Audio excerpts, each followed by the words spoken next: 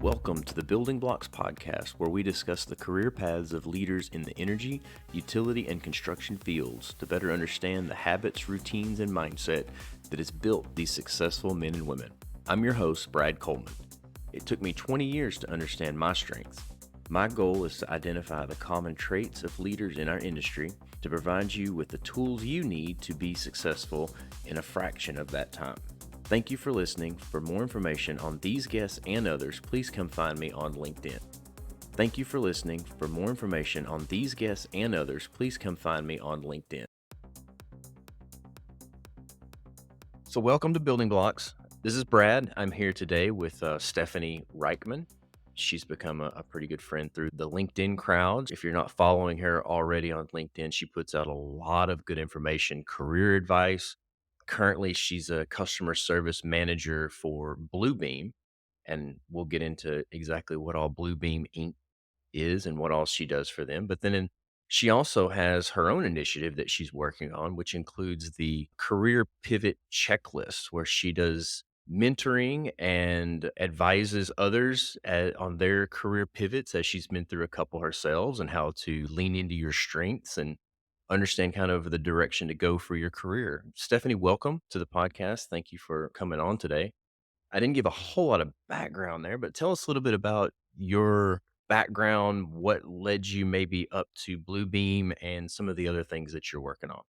Sure. I want to say, Brad, thank you for having me. This is a real dream. Always fun getting to talk with your LinkedIn connections in person or as virtual as this can be.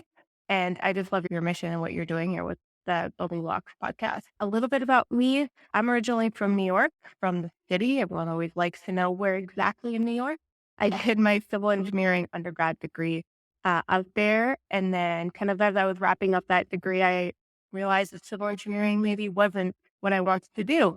So I moved to Wisconsin, where all problems get solved, and got my master's out there in construction management because I thought that my dream was to be a project manager. And after I graduated, got a chance to do that, was an assistant project manager for an engineering company. After 10 months, I realized that wasn't my dream anymore. And that's kind of the first pivot I did. I transitioned from an assistant PM to a virtual designer and construction manager, working for a general contractor. I did that for about 3 years. And as different things were happening, obviously there was COVID, which played a really big role in kind of what happened. And then I actually had a baby and realized that with all those different things that were going on in my life, working for a general contractor wasn't what I had wanted to do anymore. Took some time, was, lucky enough to spend some time with baby, but realized that I was super career driven and just really wanted to go back. But I knew that I didn't want to be an assistant PM or a PM. And I knew I didn't want to work in the general contracting world anymore for many different reasons. So kind of found myself in this spot where I knew what I needed in a job, but I also didn't know where I could get those things, which was my second pivot, which is where I'm at now. I ended up landing with Bluebeam, which is a PDF markup solution for the AECO industry. So I'm able to leverage all the experience I've had in my career for this job as a customer success manager. So I work with customers to use the software, learn different things. I actually write a newsletter for my accounts. I do webinars where I teach them tips and tricks. And so I'm able to have that interpersonal connection. Still the techie side with getting into the software and like really diving into workflows. So right now, it's kind of the best of both worlds. In my current position, I've been here for about a year and a half. So that's my time with Bluebeam, because I've kind of landed in this place where I'm really happy. And this pivot was kind of big and kind of scary for me, that I've decided to start sharing a lot of that on LinkedIn so that hopefully it lands with somebody who is maybe considering a transition or is in the midst of it or is debating if it's worthwhile. And so I released that checklist that Brad's talking about. And by the time this releases, there'll also be a full guide that kind of walks through the whole process that I've done, but in a much more formalized way, so that hopefully if you're in that spot where you're either considering a pivot or you don't know what to pivot to, or you just don't know how to do it, the guide should be there to kind of assist with all those different steps. That's awesome. And yeah, you had mentioned on a LinkedIn post the other day about chapter 3, I think of there was something that I commented on one of your posts and you referenced specifically to being content within a certain chapter. So I knew that you had more coming. So definitely be on the lookout for that, everybody. Now, there's so much there because you and I were talking before we started recording, and part of the reason that I want to do this podcast to begin with was because my career was very, I think the word that both of us used was nonlinear in the way that just in where I've ended up at what I consider to be a very successful, very worthwhile, beneficial place that I am now. Love everything that I'm doing and really grateful for where I am now. But in no way would you have looked back 20 years ago and I've been able to say, this is what I'm going to be doing in this place in my life. I think it's very important to note nothing is quite the straight line for our careers, right? I want to demystify a lot of the thoughts from people that when we see executives, managers, leaders, that they graduate from a good school or come up through the ranks and it's just a constant ascension up through the corporate ladder. What do you think? You've had several pivots, but at the same time, they're still building on your skill sets. I mean, what has each of those meant in terms of the decision to go from one to the other at that particular point in your life and how those skills continue to build upon one another? Yeah, I think I've not only have I pivoted in different jobs, different industries, different roles, but I've also pivoted, I would say, within each role. So, for example, the role that I have right now, I was hired as a customer success manager. If you kind of look up that job description, it doesn't necessarily entail some of the things that I said that I do. I write a newsletter. That's not a typical kind of task. Or I do these open webinars. That somewhat task, maybe, but I think it's about finding whatever you're drawn to at a particular job and then, either say, I like doing this and I want to do more of it. And either you can do more of it at that role, or you need to pivot to a role that allows you to do more of whatever you're interested in. So for me, I've always been drawn to more the marketing side and the creating content that's interesting and exciting. And looking back, I've actually that skill set, that interest has actually been there all along for me. I just didn't really know that it was as important to me and something that I wanted to do as much as I do at this point. So, when you first started with Bluebeam, was there any expectation of you doing a newsletter or an additional training, or is that something that you came to of your own initiative? Or I would assume that probably wasn't part of the original job description. Yeah, it wasn't part of the initial job description. I think that one of the things that I've always been drawn to and something that I was very honest about when I was looking for jobs this time was I really love being creative. Creativity is really important to me, and that kind of manifests itself in many different ways. But for me, I love the concept of give me a problem, don't tell me how to solve it, or maybe don't tell me how to solve it, but more trust that I'll come up with a solution and then we can discuss it and see what, everybody thinks about it. And I've been really fortunate that I've been able to get that kind of liberty to be creative.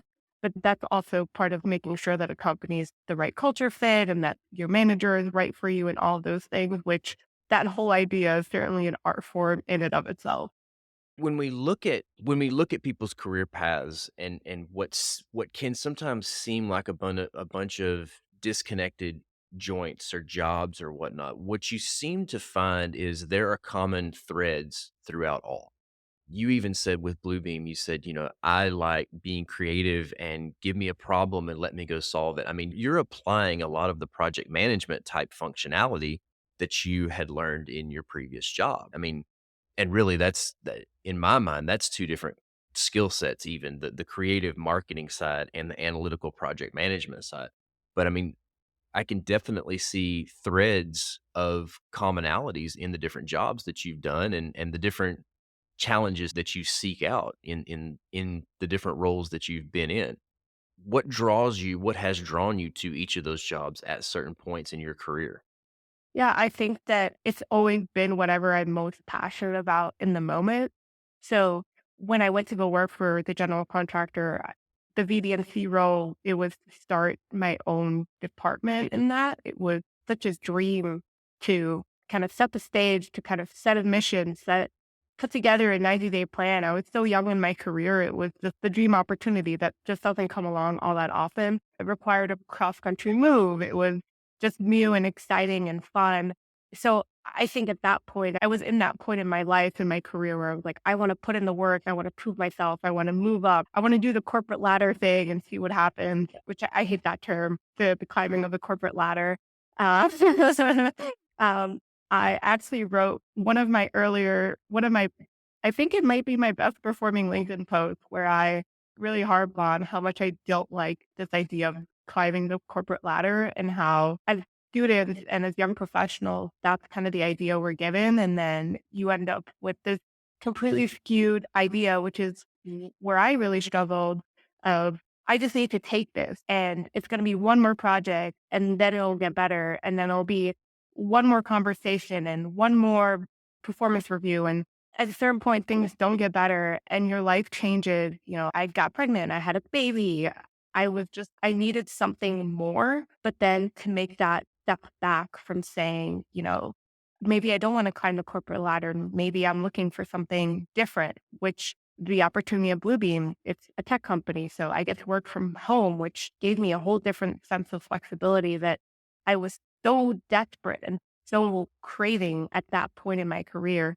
That part was just too important for me to consider anything else. Was this in the career transition to Wisconsin when you talk about the ability to build your own department, and was that adventure? Was that during that time? It was not. No, I actually now Oh, live okay. in it. I actually moved from Wisconsin. I was a project manager in Wisconsin and then moved to Las Vegas, where I currently live, Las Vegas, Nevada. Very fun. Were you chasing that corporate ladder vision that you thought you wanted at the time? Oh, definitely. I thought that was the path that I would go and, starting the department and then, then you want to be a director and then you want to be a VP and there was a smaller company. So there was potentially the opportunity to be made partner. And there was certainly a lot of rungs on that ladder that certainly drew me very much to the role, to the opportunity. So definitely. I've often found that a lot of times we're faced with what seems like multiple good options, and the only way to figure out the best option is to close a bunch of doors when you have too many doors that are open to you. And that takes, you can call it failure, I guess, but it's a lot of testing, I think. We have so many options in our career now, especially, I mean, with the whole work from home availability that never was, we didn't have access to even, 5+ years ago before it went mainstream. There's just so many more options, I think, than there were before, that it can be overwhelming to figure out what you want to do with your career. And so sometimes it's a matter of you have to really look at all the options. Sometimes you have to map it all out, figure out what are the options, and then say, what do I like to do? What do I not like to do? And it really takes a lot of self awareness to understand not only how you work, but how you prefer to work. Also, the stage of life that you're in. And you've touched on that a little bit as well about the flexibility and that you have with Bluebeam right now and being able to work from home and the stage of life that you currently have. It allows for that. What do you advise getting into a little bit kind of your career pivot mentoring and stuff that you do? What do you advise people on how to think through some of those processes in figuring out what they actually want to do with their career? Yeah, that's such a great question and kind of reference the different chapters of my guide. And that's chapter 2. And that was the most stressful piece of the guide for me was that exact thing. The other topics are like LinkedIn and resume alignment and like telling your story, but all those kind of seem easy in a sense to me. But answering that question of how do you advise somebody on what to pivot to was the most daunting task, I think, of putting something like this together because it isn't a one size fits all. I think there's so many variables. So for me, it kind of became breaking it up into two pieces. One is there's quite the marketing spin on working in tech. And I think that people have really been like enamored by that idea. And I get it. I work in tech, so I'm not gonna, assume that I don't know. And so part of the guide, so I've broken up into two pieces. One is how do you pivot into tech if that's the desired outcome? Now, I don't want to leave it just there because any listener to this should know that while working in tech is really great, tech is also incredibly volatile, especially when you're leaving industries such as construction and engineering, where they don't really do mass layoffs. Where in tech, it doesn't really matter on your performance. That's something that's constantly happening, and you just need to open up the news to see that. So that's a really important piece of that transition to tech that I know a lot of people don't consider. So if you're considering a transition to tech, please think about that. And if that's something that you're willing to, like a risk you're willing to take on. Now, the other piece of it is, okay, maybe tech's not for you and you just don't know what to do. I think it's important to understand the kind of person you are and what you're drawn to. For example, I love talking to people. I like to be creative. Those I think are more driving factors for me than let's say being an incredibly analytical person who maybe doesn't want to spend as much time, interacting with people. They want to just be given a problem and just kind of solve it. So I have three different buckets. And what I've actually decided to do is in the guide specifically, because I'm not there to be able to ask you all those questions, but basically having a career quiz that kind of puts you into one of these buckets that then helps you with some of the types of titles you can be looking at. Because even that piece can get kind of intimidating. A role, let's say at Bluebeam, a customer success manager role like what I have at Bluebeam can look really different than at a different company. So you have to do just a lot of research in terms of making sure that the title is kind of aligned with what you're looking for, and then not to get intimidated by reading a job description that says, you need to have 2 to 3 years of experience in this particular thing because you are doing a pivot. So you might not have that exact experience. And that's okay because you bring a lot of other things to the table that are also really important. When I heard you describe the work that you do for Bluebeam, it's such a perfect example of finding the right fit for the job and your particular expertise and how you like to work. Because anybody could probably take that job, but without somebody with the construction background, the civil engineering background that knows kind of the nuts and bolts of how things work, but not only that, but how the users are going to use it and how they need to use it. It brings a different aspect to you as a customer success manager to being able to understand their problems and the questions that they need answered. I think that it's such a shining example of probably exactly the sort of thing that you're trying to continue to teach people. That's exactly right. And I think it's really wild to me thinking back to right before I started the job and even in the interview process, the imposter syndrome was so strong of I don't have the experience. I don't know how to do this job. This is completely different to me. I've never done anything like this. And now to be here on the other side of it, being in the role and loving it and doing well in it has been such a rewarding experience.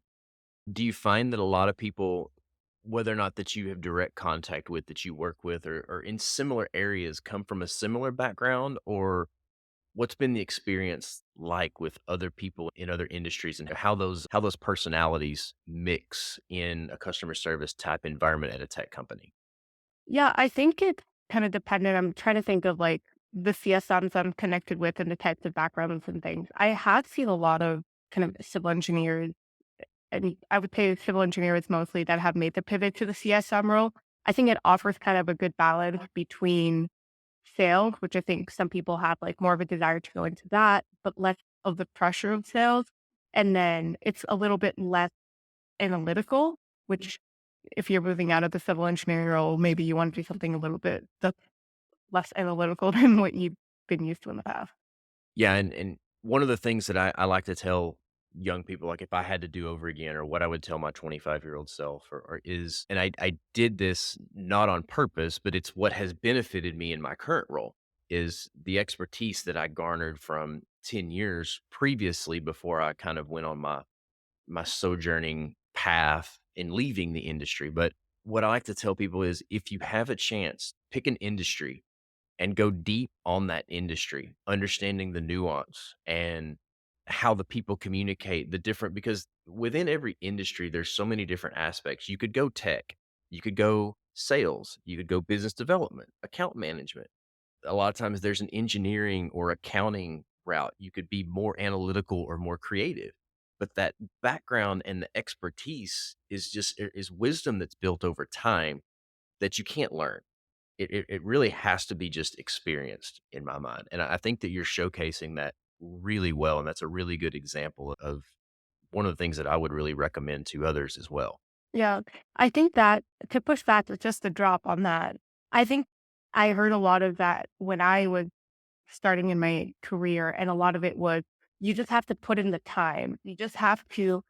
You're nodding. I know you know exactly what I'm talking about, and that was really hard for me to hear. My first job interview, I really wanted to be a PM. That was my dream, was to be a project manager.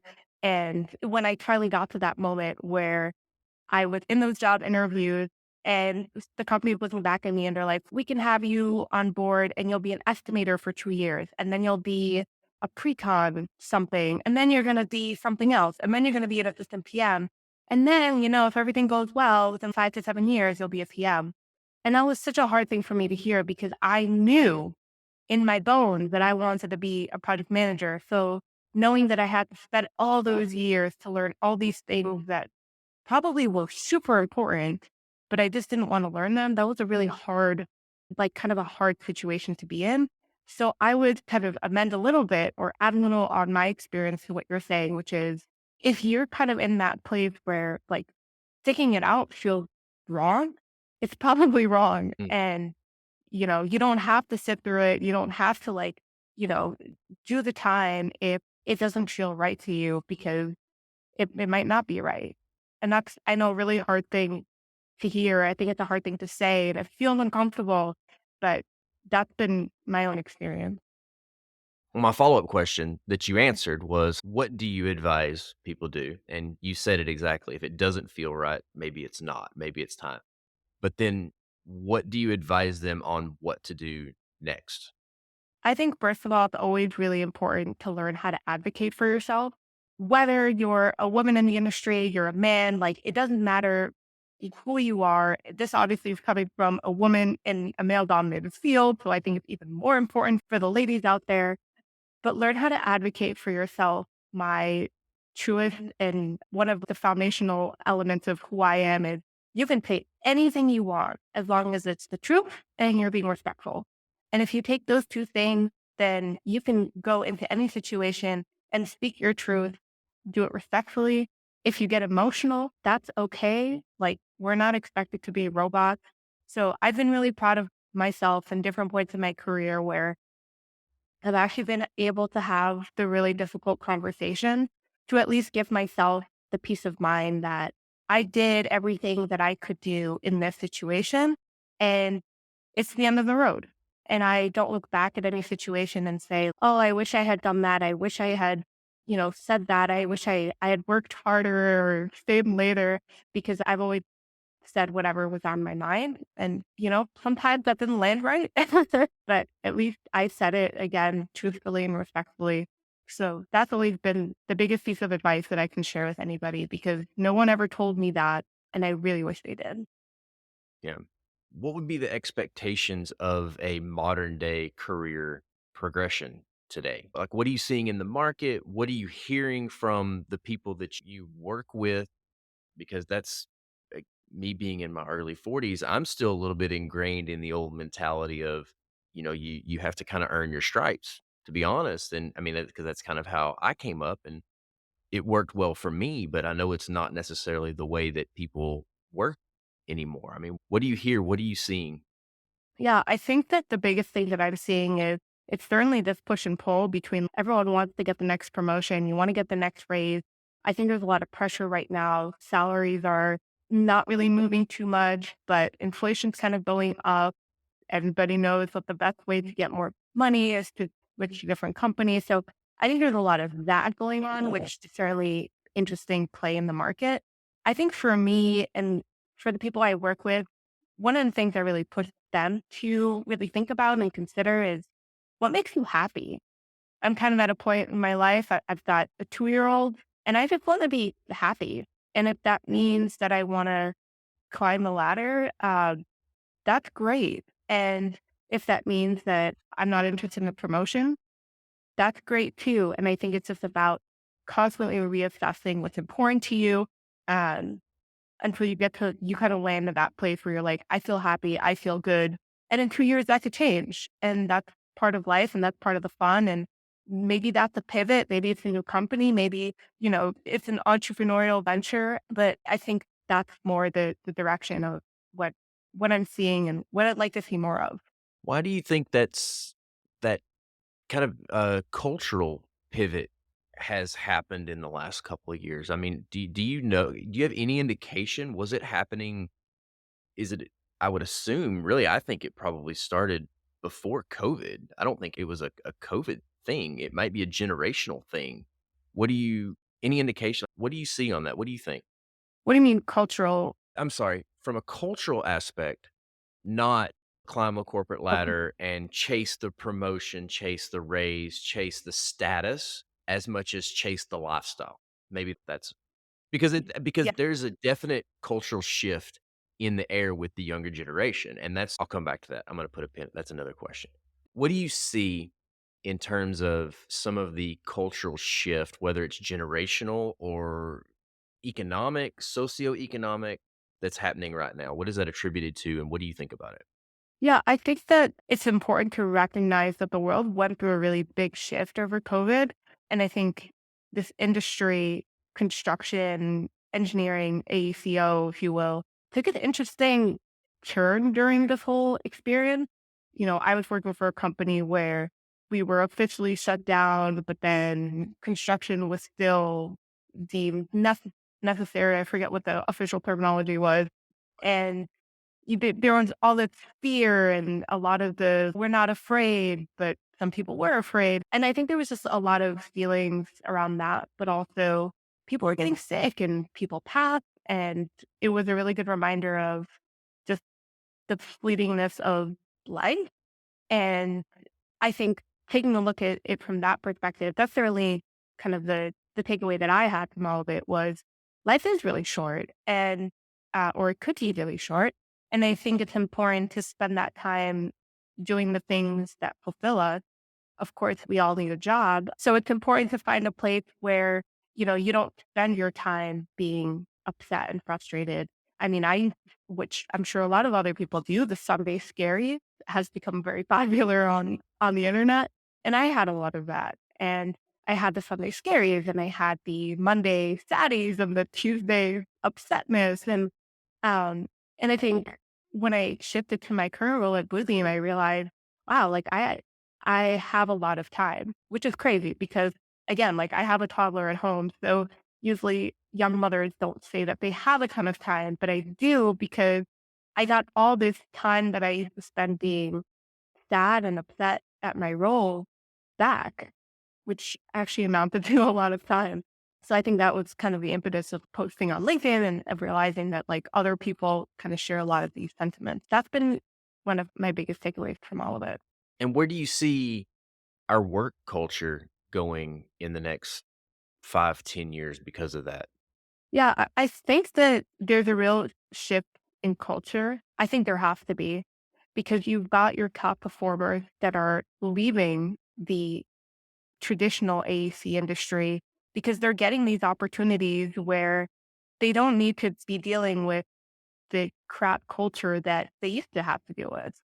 And that's been a really big struggle for me to really come to terms with, especially with what I'm doing, because I'm essentially saying, leave the construction company because they're not treating you right. But it also gives the opportunity for the construction company, the engineering company to step up and say, we can be better and we can do better. And I think that's really the important piece of all of it is there is certainly room for improvement for everybody. But I think that really there isn't a fostering of the environment that's good for especially women who are pregnant, who have kids. They're not being taken care of in those companies, in those industries. And so they're leaving because what else are they supposed to do? And I'm really hopeful for the future that will change. because it has to, what with the labor shortage and everything else. I've said it before, but it isn't a labor shortage issue. It's a labor retention issue. And I feel really strongly about that as well. I like to talk a lot about the seasons of our life also. You're in the middle of when you have the young kids like that. It's exactly where my wife and I were.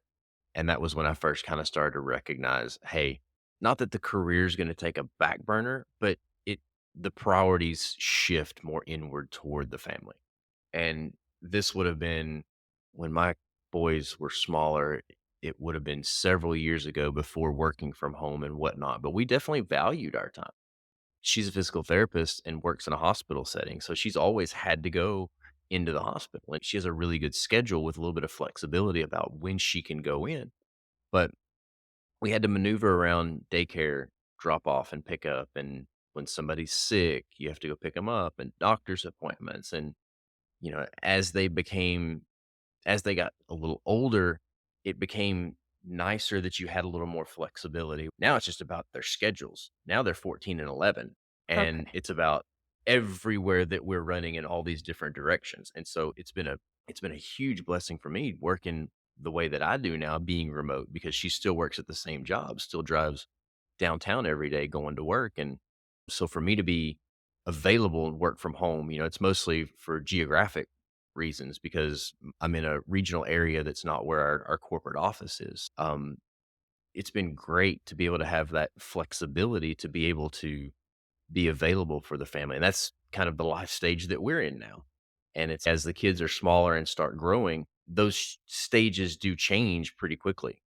I think that it's great that our culture has been able to shift to recognizing that to a certain degree, and it's still a shift in progress. But I do think that we're seeing a lot of positive things coming out of people need that time, need that flexibility. I used to think there were so many bad aspects of the fact that we're always connected to our email 24/7. But I think it's starting to work to our advantage now because it's like, hey, I'll catch up on those emails. I will. If somebody needs something immediately, I can monitor it. I'm here. I can pay attention to it. I think everything that I thought was a negative because you were always on the clock, it's turning out to be more of a positive because as long as there's that reciprocation of the trusting relationship to say that I'll still handle my business, just know that I might have to run over here. I'm going to head to a practice a little bit early and I'll take that call on the road. Yeah, I think that's exactly right. It's the trust piece of I'm going to give you a job to do and you're going to go, and I trust that you're going to do it. I think that's such a critical piece. And I think that trust is really essentially what any person, young professional, like just graduated, that's what we're all looking for is to have that trusting relationship and to be treated like an adult. I know that sounds really silly to say, but looking at different points in my career, I've often looked at either my manager or whoever and say, like, what's going on? I feel like you don't trust me. You hired me to do this job, but I'm kind of being handcuffed. And so I think that trust piece is so important because, yeah, there have been many days where, yeah, I've logged into my computer after bedtime and I get an hour worth of work done and nobody's online and no one can ping me. And I just have some quiet working hours. And that's super nice and has given me so much time back and just being able to spend that time being the career woman I want to be, being the mother I want to be, the wife I want to be, um, and having that self awareness that this was kind of the point in my life where this is really what I wanted. And then kind of putting the things in place that have really allowed me to thrive. Sometimes I stop myself, catch myself doing something I never would have done in previous roles because I just feel genuinely happy. And I think that's a feeling that I'm really trying to see how I can help other people achieve that career happiness because it doesn't need to be I'm going to my job because we do spend a lot of time in our job. We should try to make it fun. Is that shift happening in construction, or do you feel like you experienced it more because you went to the technology side and they tend to be a little bit more progressive in that mindset? Or what do you see from a construction AEC standpoint? Yeah, I didn't see that shift when I was working as a general contractor. That's my own kind of data point. I do know that a lot of people are interested in transitioning to tech because I think tech has been marketed as like having more of that flexibility, understanding a little bit more. what's important to people and kind of catering more towards like those aspects through benefits and pay and things like that. So I think that's been a really positive shift. Again, comes with its own risks for sure. But yeah, I think it's certainly as more people start talking about these things on LinkedIn, just in general, on their platforms, I think it's important for there to be a higher level of awareness of what is actually happening at these companies. And again, like it isn't a labor shortage issue, it's a retention issue. And if you're serious about retaining your top talent and you don't have this mentality of, well, we can treat everyone whatever because there's just going to be another person. At a certain point, there won't be another person. So retain the people you have because they're probably pretty darn awesome. You're just not treating them right. So Right. that's really important aspect of it. So I want to go to your career pivot checklist again, and I've got it pulled up here. And for anybody that's looking for that, you can go find Stephanie on LinkedIn. That's Stephanie with an F, not a PH. I made that mistake a couple of times. Stefanie Reichman on LinkedIn, and on her um, It's right on my profile profile. Yeah. page, she has a link to this career pivot checklist that you can download for free. Tell us about, it says at the end, it says next step, and part of your process says develop your story. What Give us just a brief talk a little bit about what that is about. Sure. So communication is something I've always been super interested in. Like I said before, like advocating for yourself, talking about yourself. I think it's really important to learn how to present yourself. I think what's really challenging when you do a pivot is you are very keenly aware that you don't have the experience exactly per whatever the job description is. For example, like you're pivoting to a customer success role and you're like, I don't have the experience. And so you almost go into the interview saying, I know I don't have this experience, but hire me, which doesn't really, that's not a great story to tell. I actually met with somebody that I met on LinkedIn, and that's exactly how they presented themselves to me. They said, I don't have the experience at all. I just need a new job. And I was like, I'm not hiring. I'm not in that kind of role, but I wouldn't hire you the way you're presenting yourself. So I think the important piece and what I really try to tackle in kind of that aspect and goes more into depth in the guide, of course, is how do you position yourself so that you can weave that thread within your own story so that when you get to the pivot and you get to that interview, it's not this narrative of, I don't have any customer success role experience, but hire me because I'm awesome. It's more of this story of, I've done all these things in the past and I'm going to leverage all these different skills and my degrees and my levels of understanding and my certifications, whatever your background might be, could actually be the perfect fit for the role instead of coming into it with this like negative connotation of maybe your lack of experience, of traditional experience is what I like to call it. That's kind of an overview of what that chapter is all about. Is part of that, I'm making some presumptions here, but in order to know your story and how it applies, you kind of have to know the roles you're going after, and just even just in general, whether it's the role or the industry. How do you advise people to do their research on the roles and the industry, maybe if they're relatively new to it, the hiring manager, and how to do some of that, those exploratory processes? Yeah, I mean, this is like, we can thoroughly spend like over an hour just talking about this. I think that's exactly why I wrote this entire guide, walk you through the whole process. So the first step, is it time to pivot? Sometimes you're just burnt out. Maybe it's just a different company, or is it really time to pick a pivot and try something else? The second chapter is, okay, we know you're going to pivot. What are we pivoting to? So that's step two. And then step three is, how do you align your LinkedIn and your resume to really tell the best story of who you are now that you kind of know which direction you're going to go? And then the last piece is, and how you're going to tell that story. So the step three is really the kind of the gateway to getting the interviews. And then step four is, okay, you got the interview. Like, how are you going to absolutely crush that interview so that you're the perfect candidate? So that's kind of the whole process. It's a lot of pages. So it's certainly hard to summarize it much more than that. But besides those four chapters, I've also included like an exit strategy plan, which a lot of people seem to be really interested about. Like, how do you actually leave a company and then kind of transition into a new one? more in the timeline and steps kind of the way. And then another bonus is kind of how do you stand out on LinkedIn? Like, how do you, I know we're kind of running up on time, but obviously you don't want to just send someone a message. And I get a lot of those, get me this job at Bluebeam. I don't know you. And that makes it really challenging for me. And you're basically putting me to work and you're not really giving me a reason to. So you should give someone a reason to. So that's another kind of piece that I tackle. There's some other stuff I'm probably forgetting, but that's kind of the long and short of it.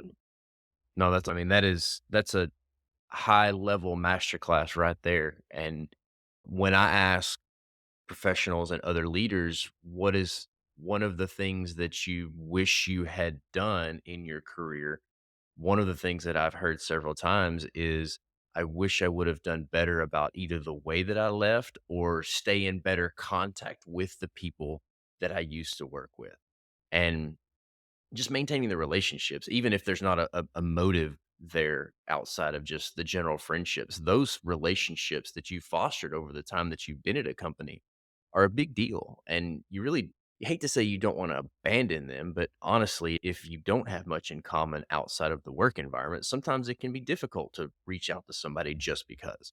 And so I think that's a very important part of how you leave also. And I know that was just one small piece of what you touched on in that everything that you cover there, but I just wanted to reiterate that I think it's a very important piece that Yeah, a lot of times we don't think enough about. We don't give enough consideration to.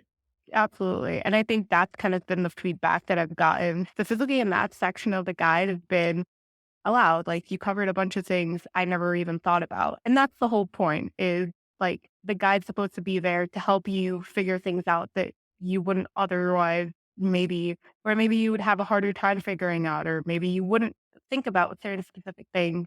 And so it's kind of like more of a done for you kind of concept where I'm trying to think of as much of back to my own experiences and what would be helpful and kind of put that all together for somebody.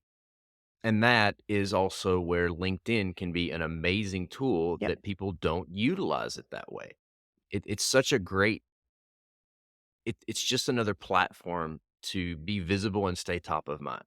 Even if you're just sharing articles that you feel are appropriate or kind of educational, or it just keeps you kind of in the forefront of people's minds and show that you're adding value to people on the platform, except in addition to when you just need something and you go to ask, right?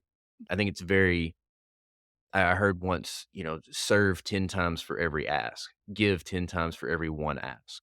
And if you can follow that sort of rule of thumb, you build those relationships and maintain them, and people want to help you when you do have that one ask. Yes, absolutely. I mean, just a great example that happened to me yesterday about this. Somebody sent me this incredibly kind DM, just really kind is all I'll say.